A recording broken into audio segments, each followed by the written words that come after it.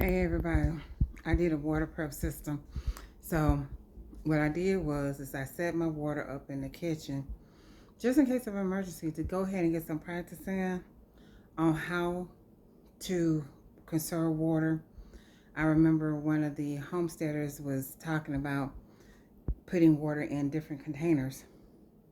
So I have some aquaponic totes that I was going to use for aquaponics, but I decided that I will use them in a different way.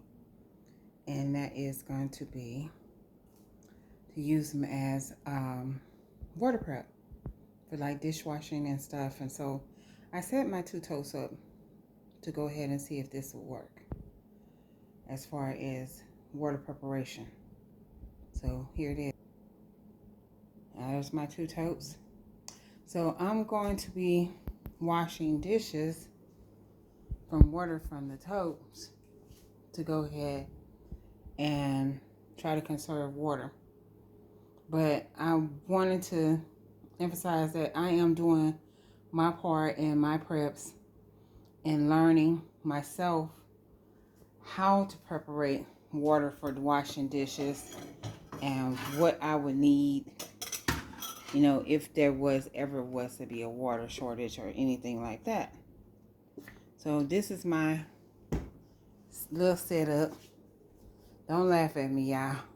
But I remember my cousin telling me about her running out of water and her having to go down to somewhere and go get water just to bathe with. So I said, why not set up a running system? This is not outdoors, but I want one outside where I can get water away off of the rain and then catch off the rain and just store for the garden. But I said, what if we have an emergency like a hurricane or something? Or the water is turned off temporarily? Or we are forewarned that there will be a shortage on water. How would I be able to wash my dishes? So I set up this system because I'm just going to go ahead and say his name, Lead Farmer 73, about water, saving water. So I said, okay, I'm down for it. What would I do to save water? Now, I want to suggest stacking these toasts on top of one another. But I'm taking a jug, sticking it down in there, and got some water. And I'm pouring the water in my pot to warm it up. So I get 2 jugs of water, hot water, warm it up, and then I'm going to mix it with 1 jug of cold water. That way, my dishes get nice and clean. So I just wanted to just share my little experiment that I'm doing. But how would you, if you knew that you was going to have a water shortage, how would you be able to flush your toilet? Or if you're in impending a hurricane or bad weather, how would you be able to flush your toilet? Now, some people, they got different ways. They use plastic bags, sawdust, and stuff that they don't put in the commode. They put in a plastic bag or in a bowl that they put down in the tub, in the toilet. Now, that's one way. But my way is that you fill up your tub full of water. And while you're filling up your tub full of water, you go ahead and make sure that you have plenty of water in your tub to be able to flush your commode. I'm gonna put a third jug in there. But it's not that bad. This is called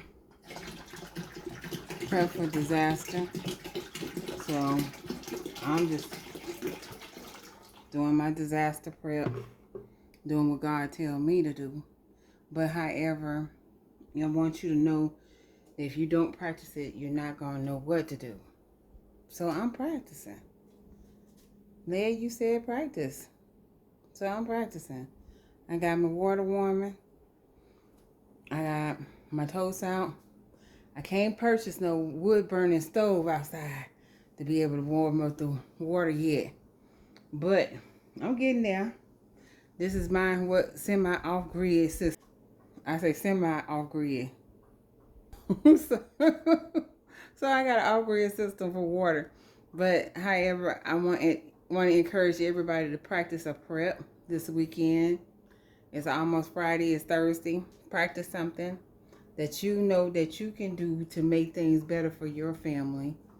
That if an inconvenience come up, like a hurricane, loss of water, loss of lights, loss of power, we're going to talk about it. Because we got some things to talk about.